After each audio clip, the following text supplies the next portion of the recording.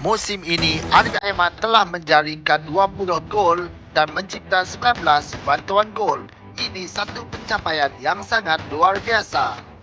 Namun, sebenarnya rekod angka 20 gol ke atas ini pernah dicapai oleh beberapa pemain ketika era kegemilangan mereka. Di dalam video kali ini, mari kita saksikan senarai pemain yang pernah menjaringkan lebih 20 gol dalam satu musim.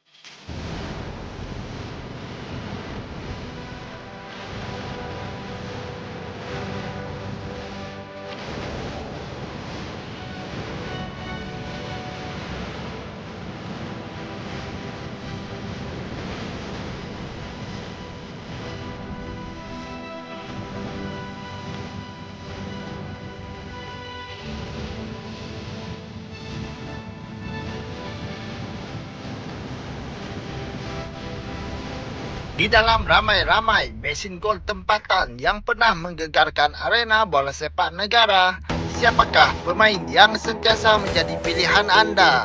Letakkan pilihan anda di ruang komen.